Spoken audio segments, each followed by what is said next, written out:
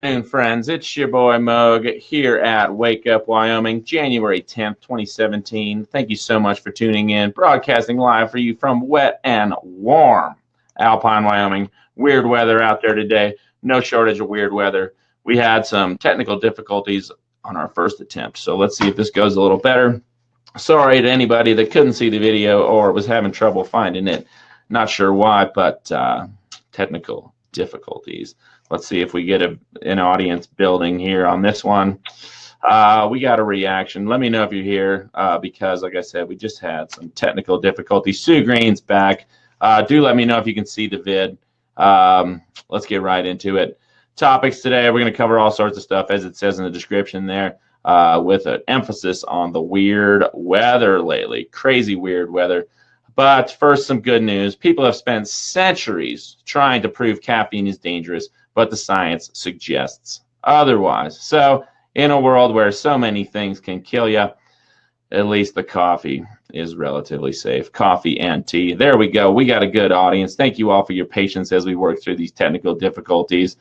All the way back in the 18th century, King Gustav III of Sweden found out when he conducted an experiment to see whether coffee or tea kills faster. Both test subjects lived well into old age, far outliving King Gustav and the researchers conducting the experiment. Great, we got viewers. Look at King Gustav. That guy, snappy dresser. Hell of a hairdo, too. Maybe one day. Nicholas Jackson chiming in there. Los Angeles got flooded. Cough, chemtrails, right? It's funny because out there in California, they're talking about this flu epidemic affecting them. On the topic of weird weather, of course, there's those horrible mudslides, deadly mudslides in Montecito, the same area is affected by those catastrophic wildfires recently. So we'll get to that pretty soon. I'll paste this into the comments there because it is a fascinating read. We probably shouldn't get into the whole thing, but just good news. In a world where arguably we're living through a global depopulation agenda, you can still drink some coffee. I'm not saying it's not laden with pesticides or other toxins of some kind, but the caffeine itself ain't going to kill you. Kind of funnily, though, the latest DSM, Diagnostic and Statistical Manual, is listing caffeine use disorder as a potential medical condition in the quest to medicalize just about everything. The benefits of caffeine, though. Let's look at this. Caffeine's short-term benefits are obvious, but studies show coffee does far more than help you focus and improve your mood. For example, lifelong coffee drinkers are less likely to have Alzheimer's, Huntington's, and Parkinson's diseases. In addition, if you consume coffee in the morning, it can help maintain circadian rhythms, keeping your body's 24-hour internal clock consistent. So, good news. Moving along now, because we got no shortage of other news to cover. Speaking of chemicals that might or might not kill you, coming out of Organic Lifestyle magazine, also the International Business Times, new science showing that honeybees are actually attracted to the chemicals that are killing them. Published today by Michael Edwards. Honeybees seem to be attracted to the chemicals that are killing them, based on experiments showing the bees preferred sugar water laced with chemicals known to cause problems for bees over sugar water alone. These findings, published in the journal Scientific Reports, suggest that herbicides and fungicides like Monsanto's glyphosate pesticides pose a greater risk to pollinators than previously assumed. Okay, I took a look at that study too over there at nature.com. I'll paste that in. If you want some real hard science, here it is. The behavioral responses of honeybees to natural and synthetic xenobiotics in food. Always fun to get a little scientific here at Wake Up Wyoming. Thank you so much for your comments. Susan Sorseth chiming in, sad for the bees. No doubt. No doubt. Jaime Riviera chiming in, coffee helps me with my ADHD. And Natasha Smith, grateful to learn something new. The caffeine obsession is officially medicalized now. Moving along. We just talked about this with the serious chemtrail dosing. I've had several people report on this. Strangely, well, maybe not so strangely, but these strange flu-like conditions are hitting California hard. At the same time, it seems like they're getting hit with aerial spray programs hard. Of course, we humans have to breathe. So if there are toxins in the air, it's going to affect us, our health.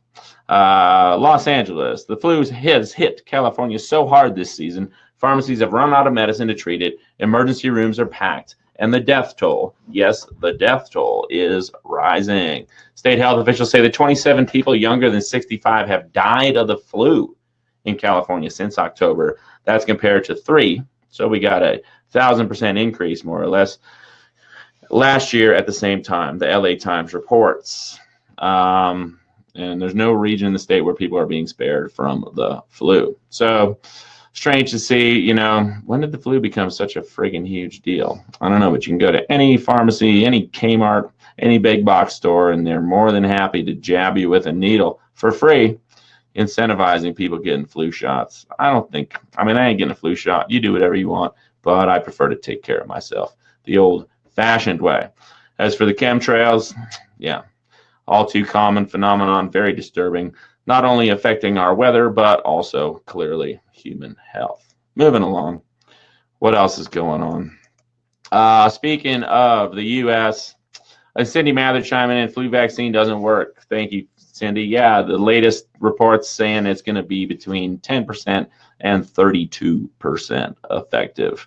So what's the point? Lots of great comments here. Thank you so much.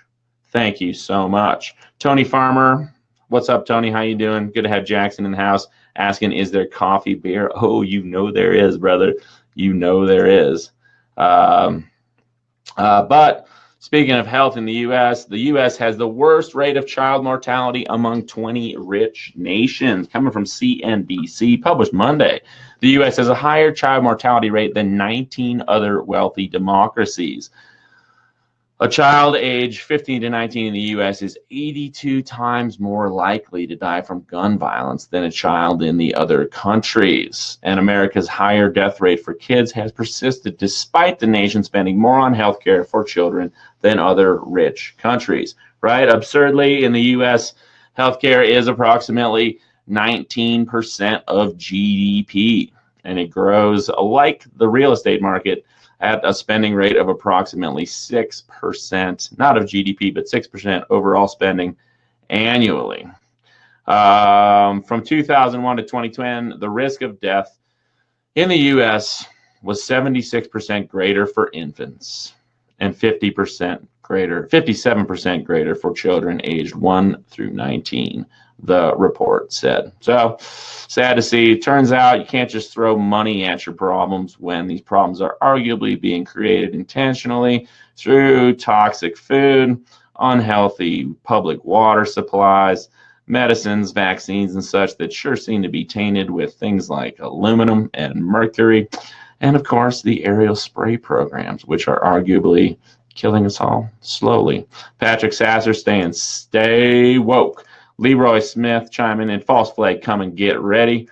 Appreciate all your comments there. I wouldn't be surprised if we see some sort of staged event at the upcoming Olympics in South Korea. North Korea and South Korea having talks right now. But, wouldn't it be easy to have some horrible terrorist attack at the Olympics and blame it on North Korea, use it to justify continued aggression in that region? Just a thought. I'm not saying it's going to happen. And we're moving on. Coming out of the UPI, speaking of the U.S.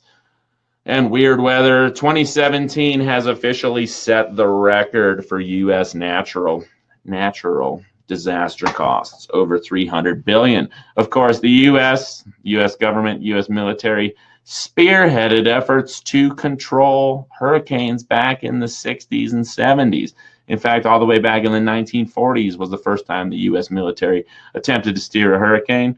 And so it's kind of surprising that we had such a horrible hurricane season when our government is arguably in control of technologies that can be used to weaken hurricanes, strengthen hurricanes, steer hurricanes, etc.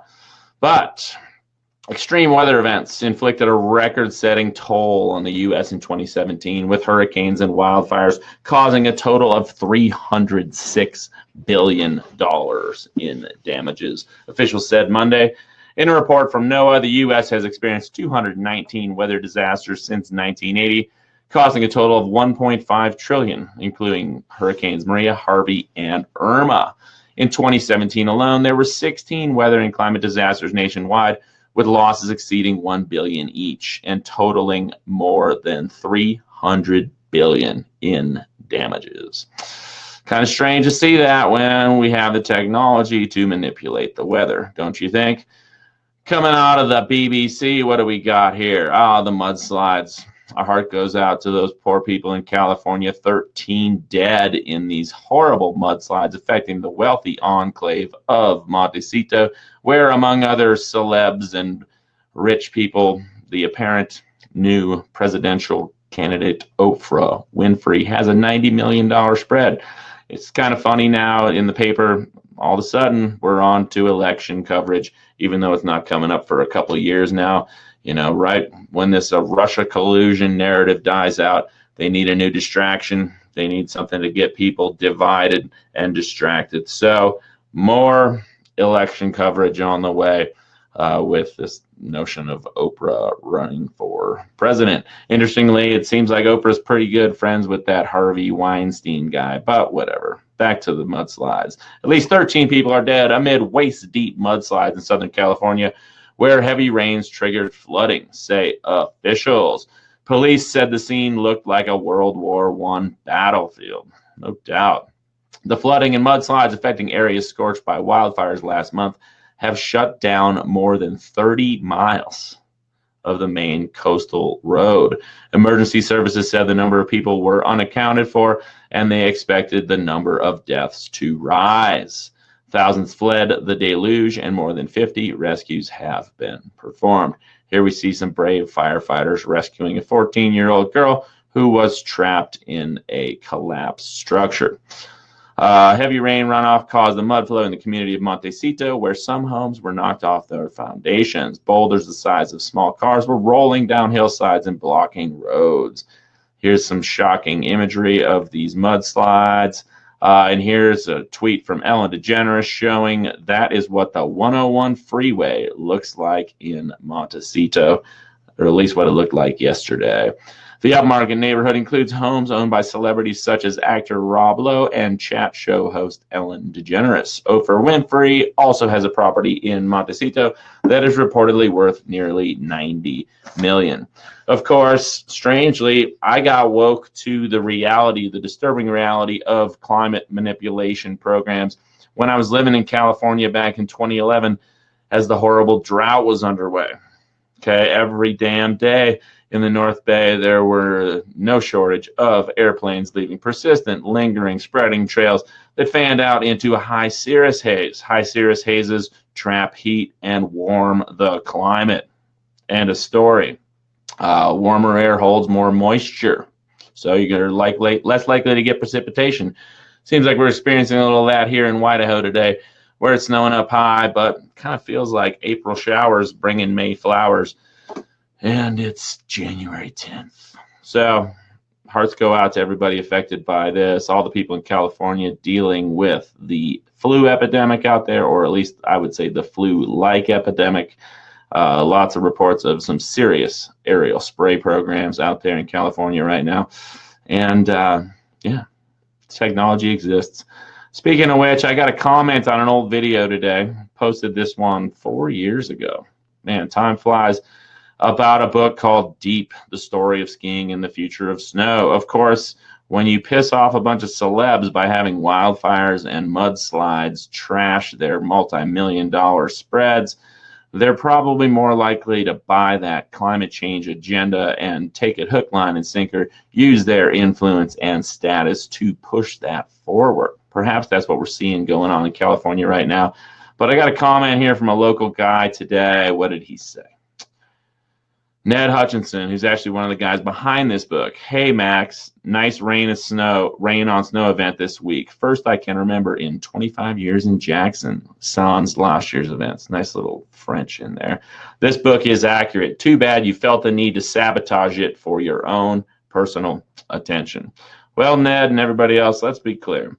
I didn't choose to take up the torch of anti-geoengineering, or raising awareness of the fact that these technologies exist and there's incredible incentive to use them for dastardly reasons, or the notion that blaming CO2 exclusively for the wacky weather is pretty naive and unscientific, or the fact that humans have been intentionally manipulating the climate. It's openly admitted that dozens of countries and hundreds of private corporations all over the world are overtly manipulating our weather. Naturally, that's going to affect the climate, because climate is merely a factor of weather over time, weather averages over time. That's climate.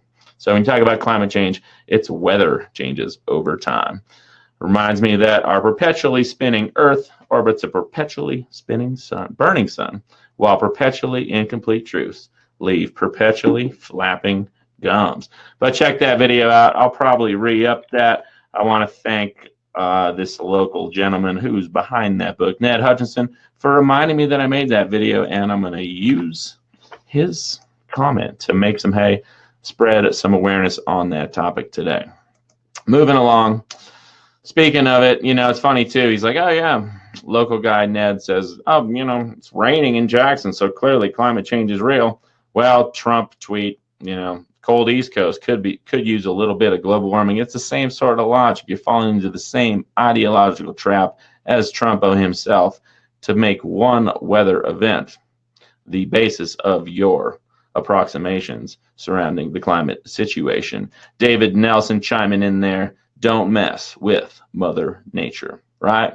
Mother Nature's in charge. Humans have been messing with her for a long time, and she will bite you in the ass. She calls the shots, but at the same time, the military-industrial complex is affecting the weather too. It's a very dynamic situation that cannot be summed up solely by looking at the actions of the second most powerful greenhouse gas, which is CO2. Of course, those of you in the know that the first most powerful greenhouse gas, present in concentrations of 250 times the amount of water vapor in the the amount of CO2 in the atmosphere, is in fact water vapor. Water vapor, the most powerful greenhouse gas. So any human activities that affect water vapor's behavior in the atmosphere are going to drastically affect our weather. And if these activities occur over extended periods of time, well, then they're affecting the climate. Moving along. Another thing that book brings up, he talks there, it's really just disgusting propaganda, the story of climate change and the future of snow or whatever, because they make this absurd notion that we would need 140% more land area to grow enough crops to support the existing global population. And that's simply not true. You can go all over the world. If you devoted the yards of the mansions in Jackson Hole plopped on 15 acres to growing healthy local organic food, you could feed the entire community here. On a similar vein, Hawaii, they could grow everything in Hawaii, but they've chosen tourism over food. As tourism has grown, land used for agriculture in Hawaii has declined by 68% since 1980. Some of the former plantation operators have turned themselves into land development companies to take advantage of the tourism and real estate boom. The result is that Hawaii, a lush, fertile group of islands with the ability to grow crops year-round, now imports 90% of its food. So again, the notion that we don't have enough land to feed the world's population healthy, sustainable food is total nonsense. Total nonsense.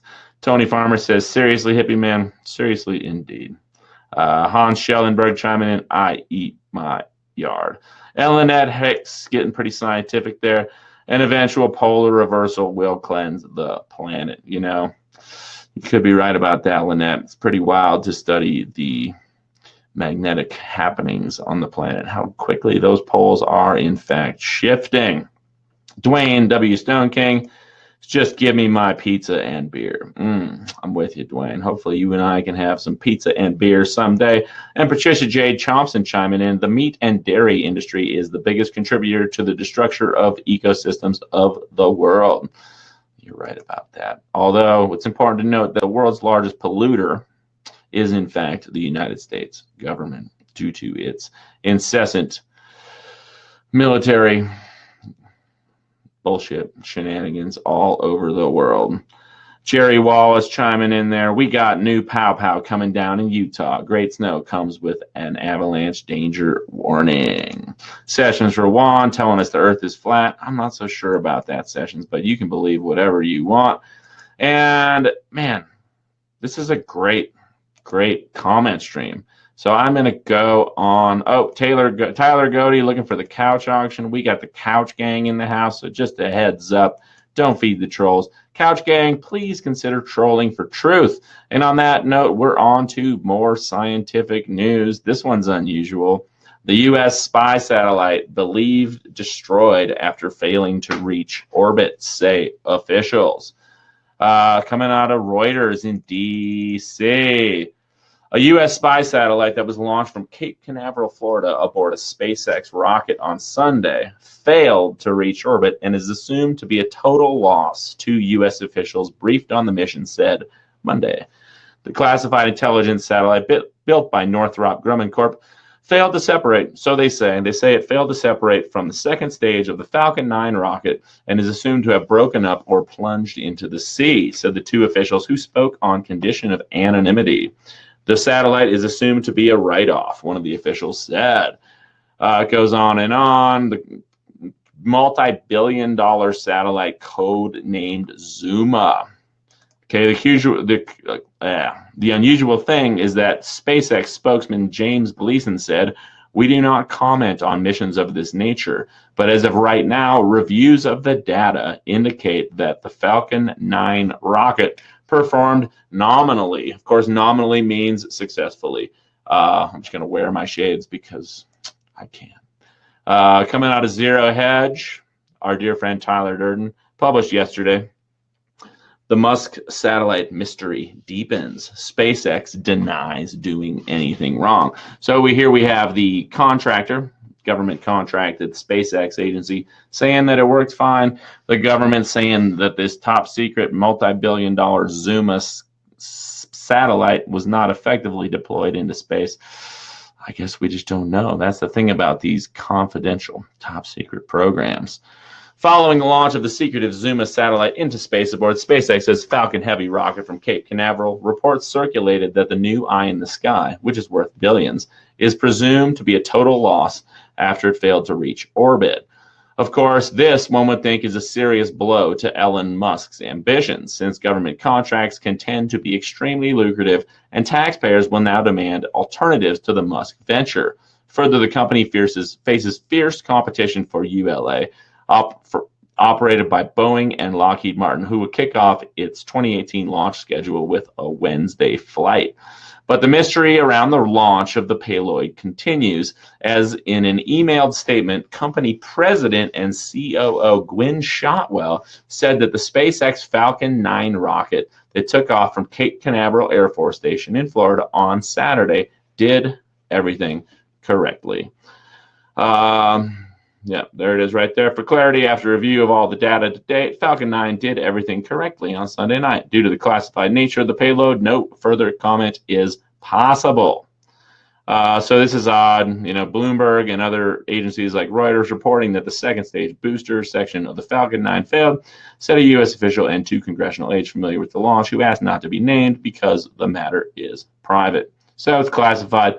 Did this multi-billion-dollar satellite go up in flames or fall into the ocean, or was it successfully deployed and hidden? I don't know. Strange days.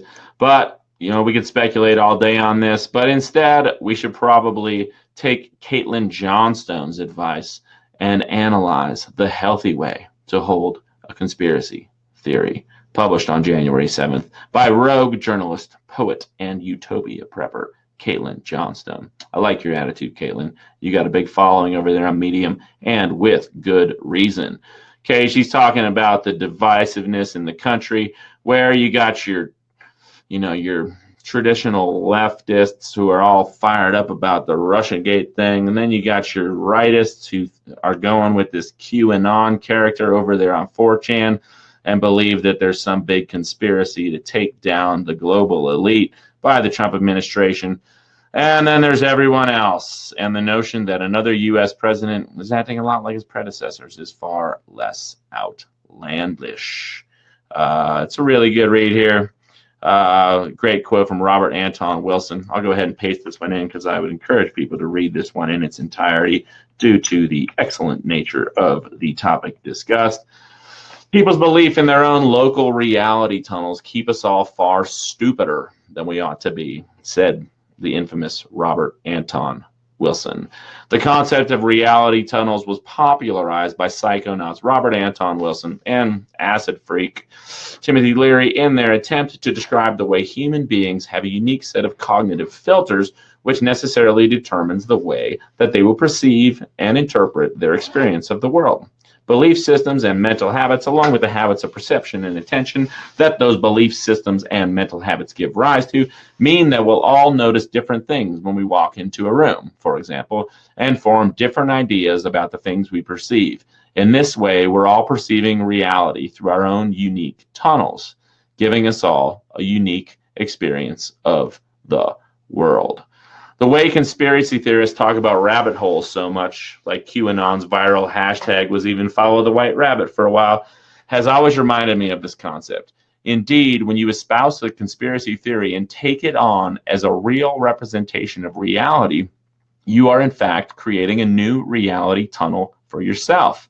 By plunging into the narratives being promulgated by the likes of Louise Mensch and Rachel Maddow, for example, it's possible to immerse yourself in a world full of connected dots and what really happened narratives to the point where you suddenly find yourself in a nation whose government has been infiltrated at the highest levels by a hostile autocrat whose only opposition is a plucky band of patriots in the U.S. intelligence community. You will laugh hysterically at the fools who don't see what you see and accuse those who dispute it of being Kremlin agents. This is because you have constructed a reality tunnel for yourself, which espouses a large array of pre-constructed beliefs and assumptions, and causes you to shut your eyes to information which contradicts them. By taking on an entire belief system as true and real, you have given your field of perception tunnel vision. This is a very unwholesome way to relate to a conspiracy theory. Okay? The healthy way to hold a conspiracy theory is in an open palm, the way a cute little white rabbit is being held in the feature image of this article. If you grab it tightly and imbue it with the power of belief, you're stuck with it, and it's stuck with you. Good contradictory information can't get in, and bad validating information can't get out. Your reality tunnel contracts around those tightly held beliefs, and the poor little bunny is being suffocated. Open those fingers and simply allow the conspiracy theory to be a collection of ideas which may or may not be true. And you've got a cool way of looking at things that you can pick up and cuddle when you want to without limiting your ability to take in and process information. Hold it loose, but not so loose that it can be slapped out of your hand by someone who rushes in saying, "Dirt, that's a conspiracy theory." That's all you really need. The personal confidence to be able to say, "Nah, I'll be hanging on to this one, thanks, though I remain open to new information and robust arguments. If you find any, do let me know." All you need is the confidence in your own ability to process information for yourself and assign probabilities to what you reckon is going on without imbuing any of it with the power of belief. I love a good conspiracy theory as much as the next gal, writes Caitlin Johnstone, but I hold them in an open palm. If someone wants to believe in Russiagate or QAnon, I totally respect that. Just don't come in trying to indoctrinate me into any belief system about them, or I'll find you as annoying as an intrusive Jehovah's Witness. So, good thoughts there from Caitlin Johnston. And a great quote here from Robert Anton Wilson. If one can only see things according to one's own belief system, one is destined to become virtually deaf, dumb, and blind. So, great read there. Thank you, Caitlin Johnson, for your work. Again, I hold a lot of different conspiracy theories in my hand like little bunnies. I'm open to change. But at the same time, if you see planes spraying trails in the sky every day, pretty safe to assume that there's something going on up there. Moving along, moving along.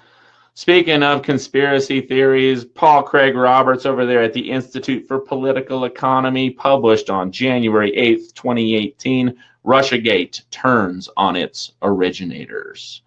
Russiagate originated in a conspiracy between the military security complex, the Clinton-controlled Democratic National Committee, and the liberal progressive left. The goal of the military security complex is to protect its outsized budget and power by preventing President Trump from normalizing relations with Russia. Hillary and the DNC want to explain away their election loss by blaming a Trump-Putin conspiracy to steal the election. And the liberal progressive left want Trump driven from office.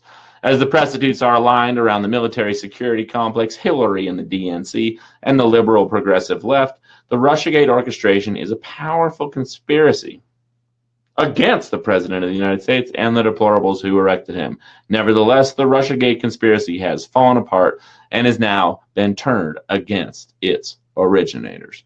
Caveat, I'm not a Trump supporter, but I do like to weigh all the information on both sides. Despite the determination of the CIA and FBI to get Trump, these powerful and unaccountable police state agencies have been unable to present any evidence of a Trump-Putin conspiracy against Hillary. As William Binney, the former high-level National Security Agency official who devised the spy program, has stated, if there was any evidence of a Trump-Putin conspiracy to steal the U.S. presidential election, the NSA would most certainly have it. So where is the evidence? Why, after 1 year and a half, and a special prosecutor whose assignment is to get Trump, has no evidence whatsoever been found of a Trump-Putin conspiracy? The obvious answer is that no such conspiracy ever existed. The only conspiracy is the one against Trump. Again, I'm no Trump supporter, but I like to analyze the way the media works. Insouciant, trusting, gullible Americans who believe in our government have no comprehension how totally corrupt their government is. It is the most corrupt in the world. The corruption in Washington is really unbelievable. You have to experience it to know it. And those who experience it are part of it and will not tell. Of course, Paul Craig Roberts was part of Washington back in the 80s. He was one of President Reagan's advisors on the economy. I forget his exact title there, but he was high up there. So he knows from firsthand experience. The orchestration Russiagate proves that the CIA, the NSA, and the FBI are so corrupt and unaccountable that they compromise the greatest threat to the American people in the history of America. The only solution is to break these agencies into 1,000 splinters, as President John F. Kennedy intended, and rebuild them from scratch with total transparency. No more protecting their vast crimes under the cloak of national security. No classification of any so-called intelligence unless it can pass a unanimous vote of Congress and the ACLU. The orchestration of Russiagate is proof that the alleged national security agencies are an anti-American force detrimental to our survival as a free people. The criminals in the FBI, CNA, and DNC must be investigated, indicted, prosecuted, convicted, and imprisoned, or freedom in America is forever dead. If President Trump fails in this task, he will have failed America. Every one of us will be the victims. It goes on, and well, I'll just keep reading it because it's such a good read. One question with which we are left is, why has the mainstream media failed in its investigating and reporting responsibilities and instead served as a cheerleader for the orchestration known as Russiagate? The New York Times, Washington Post, NPR, CNN, and the rest are serving as public relations agents for Russiagate, leaving it to Rep. Jim Jordan to ask the questions that the media should be asking. What explains the convergence of media and CIA, FBI interests? Are hidden subsidies involved? As the mainstream media is behaving as if it would be if it were owned and controlled by the security agencies? This is a natural question. Why is the media not disturbed by its close relationship to the FBI and CIA? When did it become the function of the media to help the CIA and FBI control explanations? Deep thoughts there from Paul Craig Roberts. Well, it's been going on for a long time. If you're familiar with Operation Mockingbird, you already know that. If you're not, go take a look at Operation Mockingbird. And coming from our friends over there at Truth Out, which is a much more leftist, progressive outlet, when intelligence agencies make backroom deals with the media, democracy loses. January 9th, 2018, by Bill Bluden. Freshly minted there. I'll paste that one in, but I'm not going to read it. Long story short is that it's been going on for a long time. Long time. Ooh, we got a great comment there from Jerry Wallace. Jerry, you're one step ahead of me as usual. Let's talk about the money laundering going on. Again, I'm no Trump supporter, and with good reason. Published today out of Telesur, Spanish television. Trump recently waived punishment for convicted megabanks, including Deutsche Bank, which he owes millions of dollars to. Trump's relationship with Deutsche Bank dates back to the 1990s when the bank gave a line of credit to Trump after a series of bankruptcies. What did Trump do? Well, he waived all the penalties for a bunch of mega banks, including ones that he works with very closely. Kind of funny how that works. Moving on. Speaking of economic news, it's important to note, I think that people need higher wages, but might not always go according to plan when you hike the minimum wage by 20%. Minimum wage hikes and the inevitable job losses that result from them are a consistent topic of conversation over there at Zero Hedge. Here are just a couple recent examples. Seattle minimum wage hikes crushing the poor, 6,700 jobs lost, annual wages down $1,500, according to the University of Washington study. Study finds higher minimum wages bring crushing job losses for female and minority workers. And a Harvard shock study, each $1 minimum wage hike causes a 4 to 10% increase in restaurant failures. This goes on and on. So, it's a contentious topic there. The whole minimum wage thing, Bernie's fight for 15. I don't know if it's the answer. And we'll see what happens. Moving along. We got an alternative perspective there. Globally, the stock market melt up, continuing coordinatedly all over the world. Stock markets all over the world at all-time record highs. Dow Jones Industrial Average up 25% due to continuous money printing by the central banks, resulting in stock buybacks by corporations. They could be increasing wages with all that money, but this Nobel Prize winner is telling us that it's due to automation. Wage growth has been subdued. Non-existent would be a better term, despite an expanding economy and improving jobs market, a phenomenon that has puzzled many. Christopher Pisaride, a professor from the London School of Economics, said automation is part of the issue. A 2010 Nobel laureate in economic issues, he said it is difficult for workers at the lower end to see their incomes rise as technology hasn't helped them do their jobs better, or it's replaced their jobs entirely. Lots of great comments there. Great comments. Thank you so much. Moving along, more economic news coming out of the SRS ROCA report, where they study the EROE, which is the energy return on investment. World debt is rising nearly 3 times as fast as total global wealth. Where's all that money gone? Some nasty clouds are forming on the financial horizon as total world debt is increasing nearly 3 times as fast as total global wealth. But that's okay because no one cares about the debt. Only the assets matter nowadays. You see, as long as debts are someone else's problem, we can add as much debt as we like, or so the market believes. Now, you don't have to take my word for it that the market only focuses on the assets. This comes straight from the top echelons of the financial world. According to Credit Suisse Global Wealth Report 2017, total global wealth increased to a new record of $280 trillion in 2017. Here's their little summary. There you can see the graph. Things are on the up and up. It all looks fine and dandy. But unusually, at a time when global wealth went up by apparently 6.4%, the world oil demand only increased 1.6%. What's up with that? Well, the reality is debt. Global debt is destroying real wealth.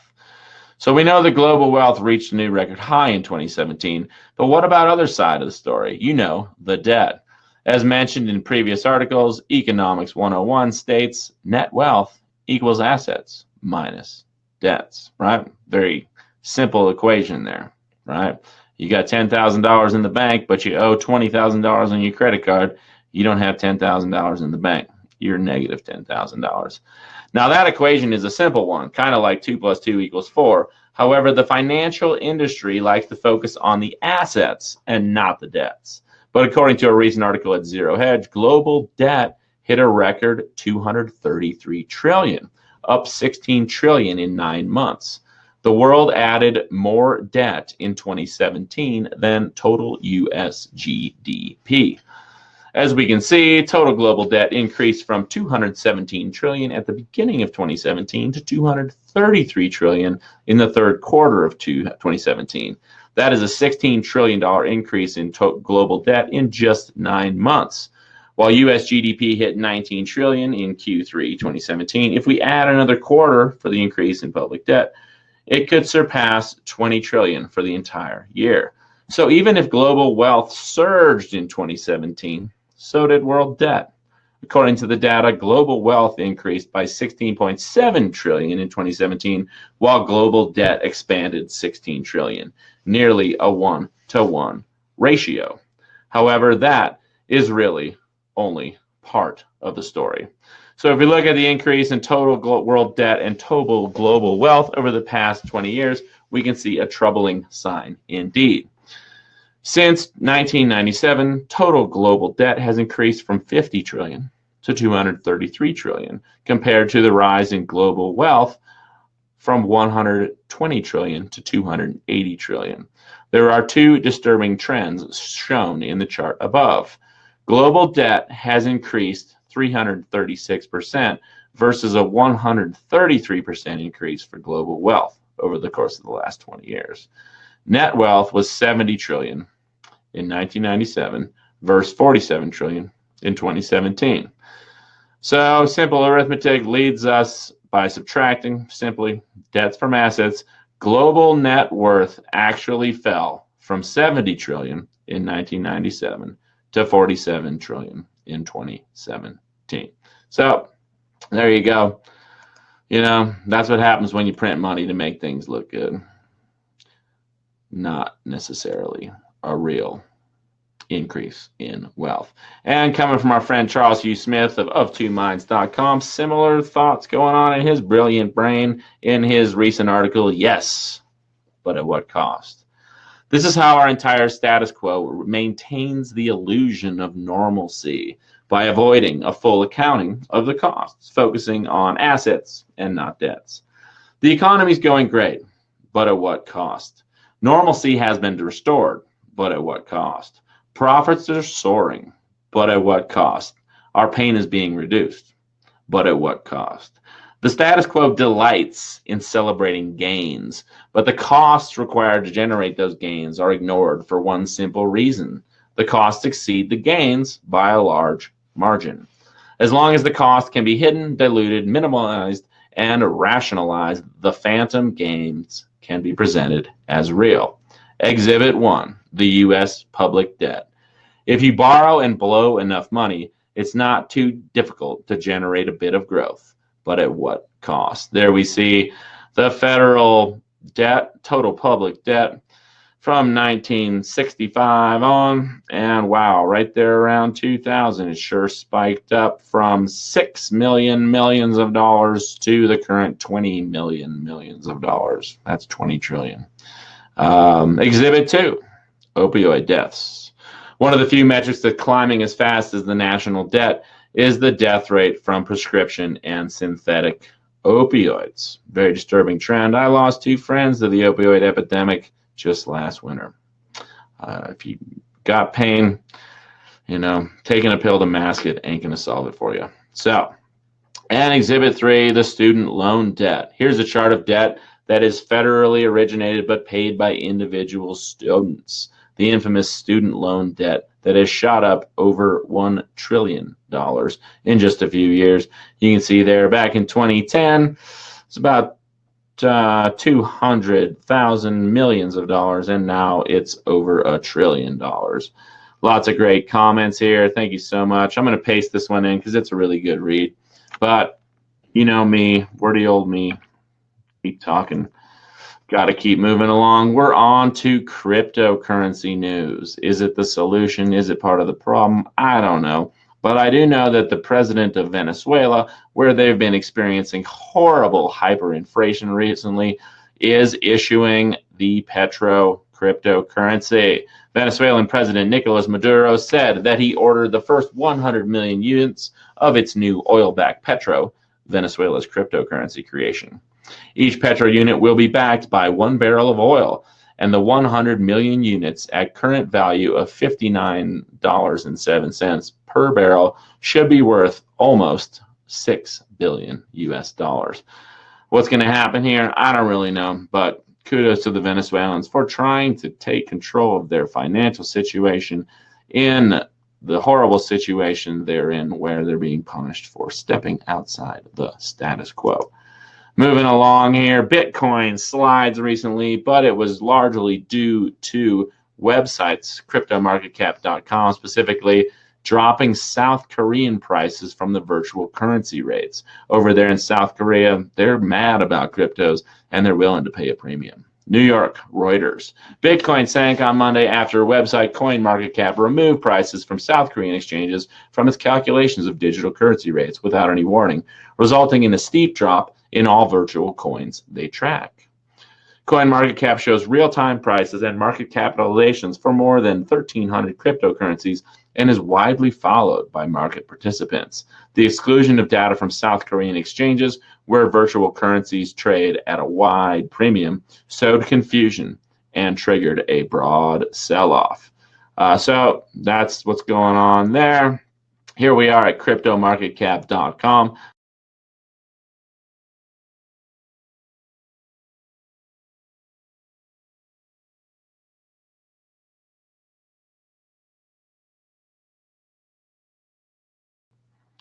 Sorry, you lost me there for a second. We're over at cryptomarketcap.com or coinmarketcap.com, the website mentioned there. And here we go. Just refreshed it. I'll refresh it again because it's always changing so fast. Bitcoin down 3.2% on the day, sitting at $1,449. Ethereum, big winner lately, all-time record highs day after day, up 4.6% on the day. Ripple, the banksters' foray into cryptocurrency, taking a beating, perhaps by design, down 13% on the day, hovering below $2. If you got in on Ripple a while ago, it spiked up to about $3.30 a pop before tanking out. Bitcoin Cash, big winner day, up 12.5%. And there's all sorts of them. You know, you want to know about cryptocurrencies, plenty to learn. Move on. This article out of Fortune talking about breaking Bitcoin with a quantum computer. Okay. Alex Beath, a Toronto-based physicist and pension fund analyst, is skeptical about Bitcoin, but sees one useful purpose for the cryptocurrency. It may detect when someone creates a working quantum computer. The second someone creates a viable quantum, what's the first thing you do with a quantum computer is mine all of the remaining Bitcoin instantly. Until that happens, nobody has a quantum computer. Beath's off-the-cuff observation, which he made in response to a Fortune query about the security of Bitcoin, is amusing. But it also underscores a serious problem. Namely, a new era of computing is fast approaching, and when it arrives, the system that gave rise to many cryptocurrency fortunes will collapse. So you got that coming from Fortune. You know, of course, they're not real big on Bitcoin because they're pissed that they missed the bus. Written in 2013, Vitalik Buterin, the founder of Ethereum, already addressed this problem. about 4 years ago, and it turns out it's not too hard to fix. The solution are Lamport signatures. What are Lamport signatures? I don't really know, but I read through it. I can't explain it, and I'm not going to read that to you because it's pretty friggin' boring. But rest assured, there are brilliant people like the creator of Ethereum, Vitalik Buterin, who have been aware of this issue for many years. Moving along, Kodak, Eastman Kodak, the camera company that missed the bus on the digital camera revolution, has unveiled its own cryptocurrency, and not surprisingly, their stock doubled in a matter of days. Shares of Kodak Eastman more than doubled on Tuesday after the one-time leader in photography became the latest company to jump on the cryptocurrency bandwagon. The storied Rochester, New York-based company said in a statement it is launching a cryptocurrency called Kodak Coin. How creative. For photographers, part of Kodak One, an image rights management platform in a licensing partnership with Wen Digital. Of course, the platform uses blockchain technology, the backbone of Bitcoin and other digital currencies that have surged in recent months and raised fears of a price bubble. Kodak stock was up 92% at $5.95 in mid-afternoon trading at the New York Stock Exchange, off an earlier high of $665. So, cryptomania sweeping the nation. Kodak trying to get in where they missed the boat on digital imaging a few decades ago. One company dropping cryptos, though, Microsoft, no longer accepting Bitcoin. Customer support confirms. Published by CCN on January 8th. It is what it is. So, there you go. And what else? Coming up from our friends at Quartz, China, cracking down on miners. Of course, what are they going to do? They're just going to move somewhere else. They're going to move to a country where they can effectively mine cryptocurrencies without government meddling. But China wants an orderly exit from Bitcoin mining. Bitcoin mining could be on its last legs in China. The country's top internet finance regulator, the leading group of Internet Financial Risks Remediation, issued a notice asking local governments to guide Bitcoin mining operations to make an orderly exit from the business, according to a leaked document online. Citing government sources, Bloomberg and Reuters earlier reported that China is planning to limit electricity supply to Bitcoin miners. Of course, China is such an appealing place for Bitcoin miners because a whole lot of computer equipment is manufactured there. The economy in general over there in China has been booming, and they got real cheap electricity because they'll just burn the shit out of a bunch of coal. So what's going to happen? Well, let's scroll down.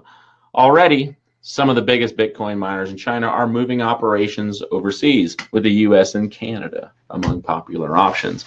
But still, industrial players have doubts over how effective the state crackdown could be.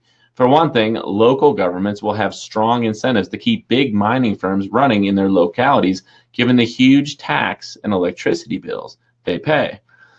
An employee with Beijing-based Bitmain, which runs some of the world's largest mining facilities, told Quartz that the company hasn't heard anything from the Xinjiang government regarding its mining operations there. As to mining farms owned by smaller players, especially those in the mountainous areas of Sichuan and Yunnan provinces, simply locating the miners is a near impossible task. A growing number of private owners of hydropower plants in the two regions have begun to operate mining machines themselves as the price of Bitcoin has surged.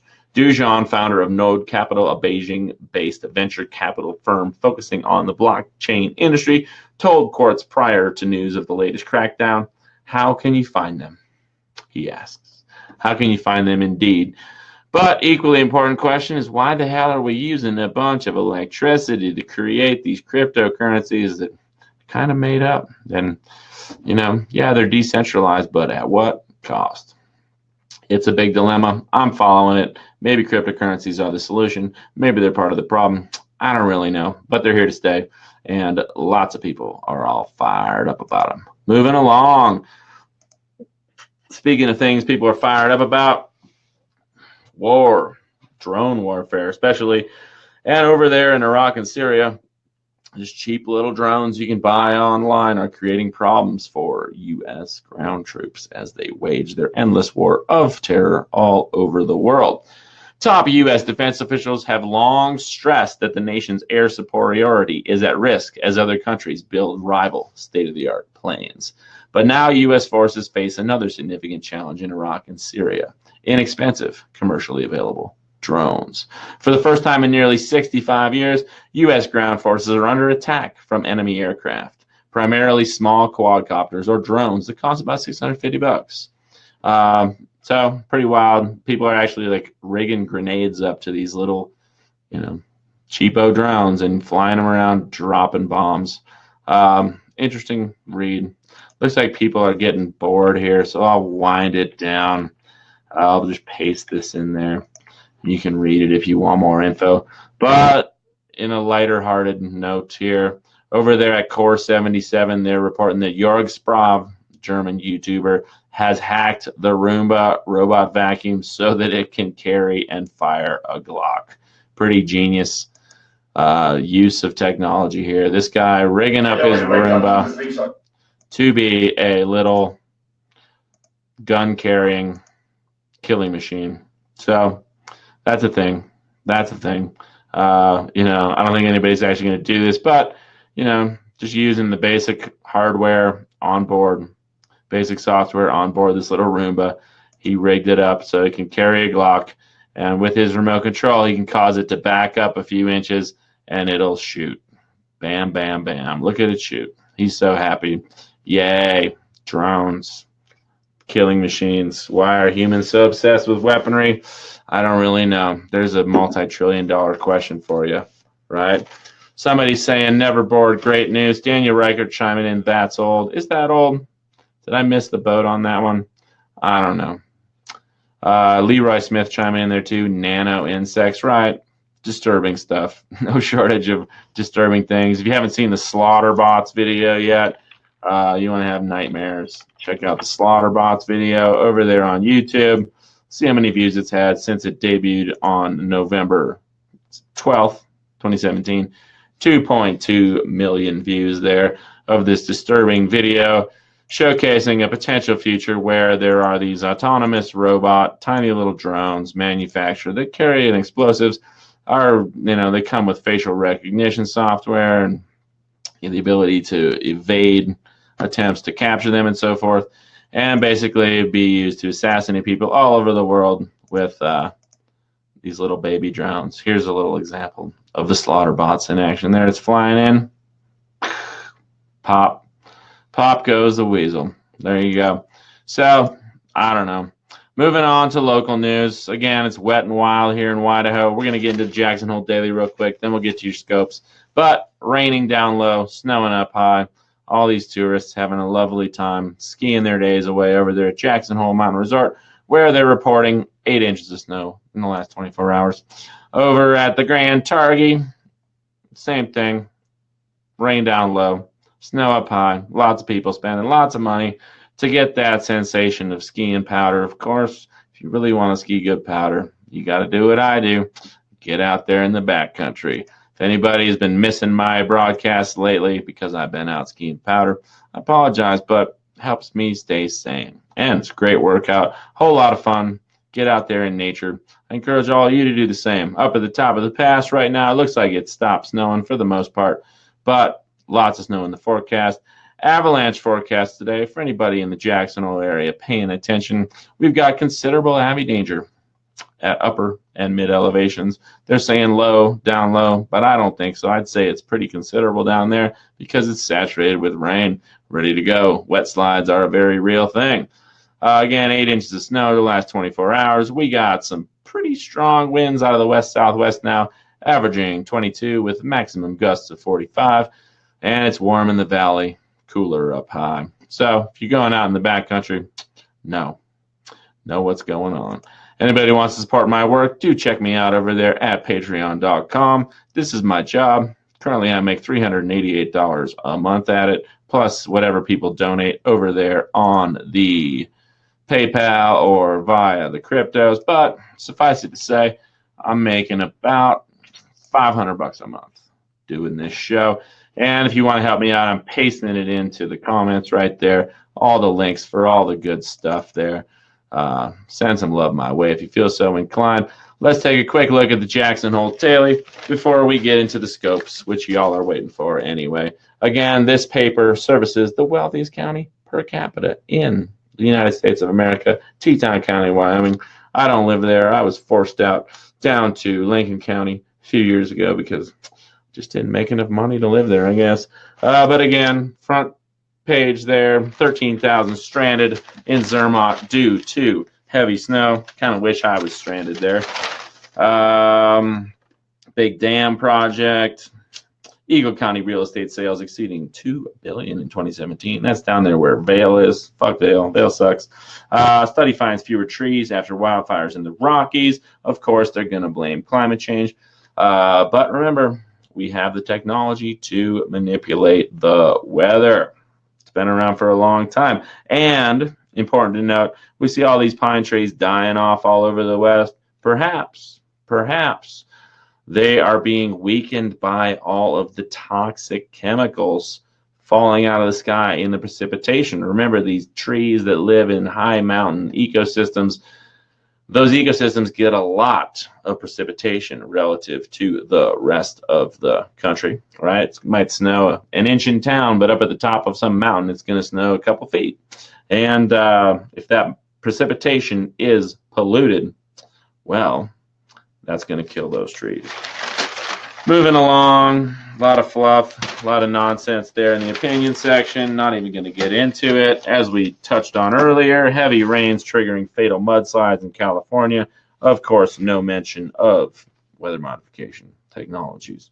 Preliminary data from the Wyoming Highway Patrol indicate that the number of alcohol-related crashes in the state dropped last year by 24%. So, good work, Wyoming. Way to drive drunk less, or at least drive drunk better. I don't know which it is, but I encourage all of you watching today, please don't drive drunk. You're better than that. Get yourself an Uber or a Lyft, call a friend, go for a nice walk, or just don't drink at all, because really, that shit is fucking bad for you. Moving along. Who am I to judge? I was a bartender for years, paid my bills, and has given me the freedom to do this little experiment in broadcasting. No shortage of nonsense on the national and international scale. Again, the rival Koreas moved towards easing their bitter animosity Tuesday during rare talks, with North Korea agreeing to take part in next month's Winter Olympics in South Korea. The countries also agreed to hold more discussions on reducing tensions along their border and to reopen a military hotline. So we'll see what happens there. But again, with the Olympics in South Korea, I won't be surprised if we see some sort of flare up there and North Korea gets blamed for it. Of course, they're covering Oprah Winfrey's potential run for the presidency. Here comes the election coverage monsoon. As soon as the Russiagate narrative dies out, I'm sure they're going to give us no shortage of election coverage in the mainstream. The U.S. stood behind its assertion that U.S. personnel in Cuba were deliberately attacked and raised the possibility that it was a virus, as lawmakers and even the FBI challenged the initial theory of sonic attacks. Okay, if you didn't follow that story, all these people at the U.S. Embassy in Cuba got sick, and they thought it might be some sort of strange electromagnetic or sound attack, but they're saying it's a virus now. Of course, we could all be under sonic attacks perpetually because we all got these crazy little devices in our pockets. If you've never read The Body Electric by Robert O. Becker, MD, you probably should. No surprise here, the Iranian regime change agenda is progressing as expected with the royal exile from Iran. Okay, royal exile. Of course, the U.S. CIA overthrew the Iranian government back in 1953. The Iranians took it back in 1979. Now the guy that they put in charge, or the son of the guy they put in charge after the CIA overthrew the government of Iran in 1953, is back pushing hard for a new revolution in Iran as part of a globalist regime change agenda. Reza Pahlavi concentrates intently on the little cell phone in his hand, scrolling through clips of chanting Iranians and explaining why the protests unsettling his homeland are different this time. We all know that regime change is the ultimate formula. There you go, said Pahlavi, the son of the last Shah before the 1979 Islamic Revolution and a harsh critic of the clerical rulers that have dominated Iran ever since. But that's what the Iranian people are asking. It's not going to be because the US says so, or the British say so, or the Saudis say so, or the Israelis say so. It's because it's what the Iranian people want, says the man who hasn't lived in Iran since 1979. It goes on and on. The time has come for a massive coalition, Pahlavi told the AP in Washington, where he said he's trying to help Iranian activists, human rights advocates, union leaders, journalists, and students pull off a broader pool of citizens in defiance of Ayatollah Ali Khamenei, Iran's supreme leader, and the clerics and officials comprising the country's ruling establishment. These are usurpers that have invaded the country, taken us hostage, and we shall get our country back. Today is the time, declared Pahlavi. Going on and on. This is kind of funny, though. Iranian officials say they've arrested some 3,700 people since December 28th. I don't think the number's that high. I think that's a made-up number. Some protesters have called for the government's overthrow, and videos show some vocal support for Pahlavi, who left Iran. This is the key thing. Pahlavi, this guy right here, who's being touted like he is this force for the Iranian people. Where's he been since 1979? Pahlavi left Iran at 17 for military flight school in the United States, just before his cancer-stricken father, Mohammad Reza Pahlavi, abandoned the throne in exile. Revolution meant neither Pahlavi ever returned. So this guy, even before they were overthrown, he was Iranian, but he traveled to the U.S. to attend military flight school back in 1979. Interesting. Sounds like this guy is not really an Iranian so much as a Western usurper. All-time record highs in stock markets. No big surprise there when you're printing money. French authorities have opened an investigation into Apple over revelations the company secretly slowed down older versions of its iPhones. Everybody knows that. You can't have an iPhone for more than a couple of years before the thing falls apart. So whatever. You can get yourself a new iPhone battery for $29. I do have to say I don't fuck with the iPhone though because I want a phone that I can take the battery out of. That's why I got this cheapo Samsung burner. And then we got the scopes. We got no shortage of fluff, page after page of advertising, crappy comments, of course, or crappy comics, of course, sports. Nobody gives a shit about sports. Fuck the NFL and all that. You got to have some TV listings, then classified ads. But, of course, no shortage of jobs. No shortage of low-paying, slave-wagey kind of jobs in Jackson Hole. But good luck finding an affordable place to work. Or, excuse me, an affordable place to live. And on that note, we're on to the scopes. I see my regulars telling me what they want. They want scopes. I think Daniel Reichert was the first one to get in there. We got some great comments there about the disturbing possibility of modern wireless communication technologies being used to affect human mental, physical, and spiritual health. I'm aware of these things. You should be too, because it's all too real. But we're moving on. Daniel Reichert was the first one to get in there with his request for Pisces. Jerry Wallace looking for Scorpio after that. Again, I don't really believe the scopes, but it's just a fun way to engage all of you lovely viewers, the wonderful community we have here at Wake Up Wyoming at the end of the show. So Pisces, 5-star day for you, Daniel. You enjoy yourself no matter where you are and no matter what you're doing. You are in the process of gaining more insight into what motivates others. With that understanding, success in various realms of your life becomes even more possible. Tonight, Daniel with a favorite person. Jerry Wallace looking for Scorps. Here we go, bro. Thanks for the heads up on the pow situation down there in SLC. It's a 3-star day for you, Jerry, so be careful. You can't smile enough as you see your energy creating the results you desire. You work hard and are diligent. Express your unique ingenuity, Jerry. It often paves the path to an effective solution. Do not be too strict about mixing business and pleasure. Tonight, Jerry, do your thing. Do your thing. Lots of great comments here about all sorts of things. Leroy Smith, thanks for all your great comments today. And John Dole as well. Brian Peterson, my first ever Patreon subscriber. Always great to see you here, Brian. Thank you so much, my friend. Hope all is well there at the Pinewood Derby Shop in Minnesota. You're having a 4-star day. You will make a point of having one-on-one talks with those who are key to your well-being. You easily could feel inspired by a mere suggestion. Problems might arise later in the afternoon as there seems to be confusion surrounding an agreement. Tonight, my friend Brian, confirm plans. If you want a mere suggestion to be inspired by, hit me up with a private message. I will give you one. Hoppy Holbrook, tuning in from the hole. What's up, Hoppy? Great to see you and your beautiful raven there. Let's get you that Aquarius. Good to see you, as always, Hoppy. Love seeing you in real life, too. You're having a 4-star day. Confusion arises when dealing with a loved one. You could sense a sudden rigidity that causes you to stop and think. Get down to basics and zero in on your priorities before initiating a conversation. Tap into your creativity and you'll know what to do. Tonight, Hoppy, till the wee hours.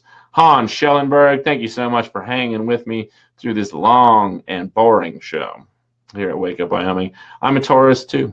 We're having 4-star days according to the stars, and I really like your spelling of Taurus there. Of course, the toroidal shape, very fascinating. Earth's electromagnetic field is toroidal.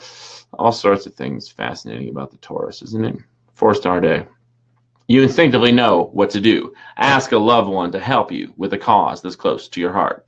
You are able to see the impossible as possible. You will follow through on what is important. A friend inspires you to continue on your chosen path. Tonight, out and about. So, take that advice with a grain of salt as always. Laura Christine Wintrow, thanks for hanging in there throughout the whole show from sunny Florida. I hope it's not cold down there because it was a little while ago, wasn't it?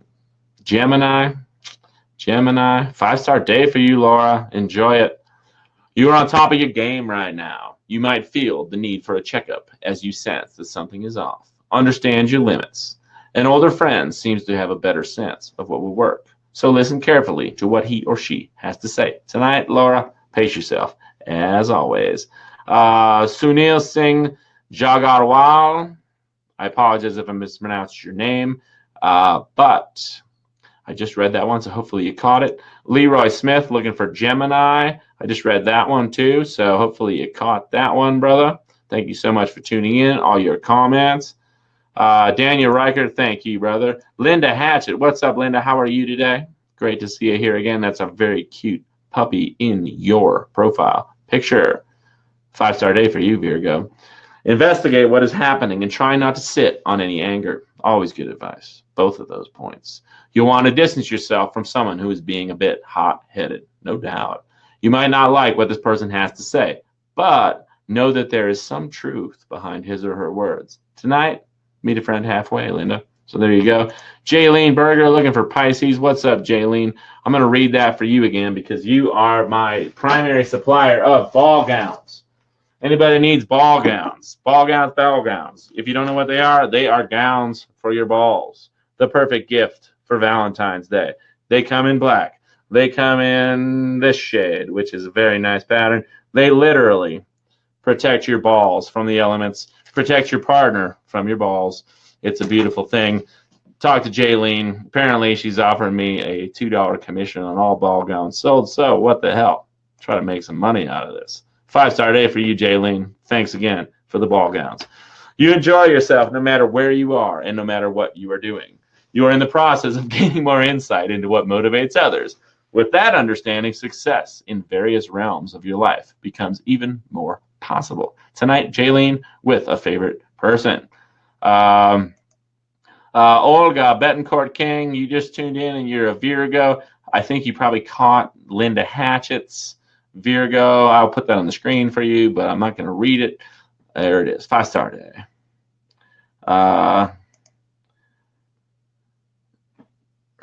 Leroy Smith chiming in. Max, you are a handful for the elite trust, right? I'm more than a handful. I'm a heaping handful. What do we got here? Tim Shaw, what's up? Capricorn coming at you, brother. Coming at you. What do we got?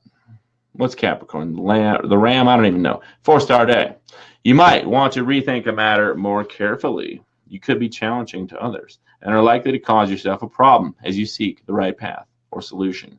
Consider reaching out to a friend who wants to give you some feedback. Tonight, where the action is, Tim. Enjoy it. Leroy, thank you so much for tuning in. I'm glad you liked the show. Laura Christine Winshaw, thanks for letting me know it's warm down there. I like that. Tabula Rasa saying, dude, shut up. All right. But I can't because I got 73 people watching me, man. Ashley Butler looking for Scorpio. There it is up on the screen. By the way, quick announcement. I think I'm interviewing Barrett Brown, the hacker Barrett Brown, up here real soon. Also, Lee Camp from Redacted Tonight. He's going to be on the show. And the Lions, Seth and Irene, will be back on the show real soon. So, John Dole asking, where's the dog? She's taking a nap. She's a good dog. Let's see. Timothy Desan, Lockhart Zellner looking for Gemini. I already read that one. I'll put it up on the screen for you, though, bro. There it is at the top. Daniel Reichert's laughing. I like when you're laughing. Amanda Burke really likes the show and appreciates it. Thank you. Thank you for tuning in. You know, it's so easy to get overwhelmed, right? That it's important to do it together, right? Go through this together. Christine Hardgrave reminding me that she is, in fact, a female and that her man toy there, that big burly man with the badass mustache that I could never grow, is not the Chris in question. Looking for Capricorn. There it is up on the screen there, Christine. Thank you so much. Let's see. Jerry Walsh chiming in. Lee Camp coming to Salt Lake City. Laura Christine Wintrow asking, when are you interviewing Lee Camp? That's going to be cool. I think it's on the 15th. So that's next Monday. I haven't gotten a 100% solid answer on him, but Zach Coons has said that we got him on the line for some point on Monday. So I'll let you know when I do. I'll probably create a scheduled broadcast, but then again, like we saw today, those don't really work. Marian Bonovsky looking for Aquarius coming at you. 4-star day. Confusion arises when dealing with a loved one. You could sense a sudden rigidity that causes you to stop and think. Get down to basics and zero in on your priorities before initiating a conversation. Tap into your creativity, and you'll know what to do. Tonight, Marion, to the wee hours. I already read that one for Hoppy. David, Coco Rico. I think we should all give David a round of applause. David been doing jiu-jitsu lately, and he has lost 50 pounds because it's full body cardio. It's like yoga, but involuntary in the sense that you're on the mat scrapping with your partners. Involuntary, I think he means involuntary because you're fighting, right? You're literally grappling with people. Percy Kudion is in the hospital. So everybody send some love to Percy, and let's take care of each other. On that note, if you want to take care of me, you can subscribe over there at Patreon. I got 22 patrons. I'm going to refresh it because maybe I got another one. 22 patrons. Appreciate love all you. I just got a new one. I got 23 patrons. I'm up to $3.91 a month. Thank you so much, whoever just joined up there at Patreon. Again, the more people that subscribe, the more people that, just a couple bucks, like $1 a month, $3 a month, $6 a month, whatever. Alex Lanfayar, $6 pledged. But I think we got a new one there. I'm still at -12 for the month, though, because Dolores Quaid deleted her $18 pledge, but that's okay, Dolores. I appreciate the fact that you made an attempt to be a patron. And stoked. Thank you all so much. Again, if I can keep doing this, I'm going to keep doing it. And I'm going to keep doing it even if I have to go out there and get some slave job, I'm going to keep doing it. And I'm really, really grateful that all of you are tuning in. as we experiment with broadcasting here at Wake Up Wyoming. If you're friends with Zachary Coons, who's the founder of Wake Up News, tell him it's time for him to start live streaming too. Please do, because he's been talking about it forever, and it's time, Zachary. It's time. And on that note, it's time for me to hit the dusty trail. I'm going to go stretch out and go for a walk with the dog, try to eat a healthy lunch, and use my entire life to raise awareness. I encourage all y'all to do the same. Remember, we live kind of within a depopulation agenda, which is a real bummer, but we also live in the midst of a terrorist oligarchy. And one of the most effective ways to spread their terrorism is through the mainstream media. So don't let the bastards get you down. Remember, it is designed, specifically designed to be psychologically distracting, deceiving, divisive, depressing, and all these other duh words. So don't let them get you down. Stay awake, stay aware, take care of yourselves and the ones you love. I'm out. And like Leroy Smith says, exit the matrix, please. One day at a time, Leroy. We're on it. Y'all take care. One love. Peace.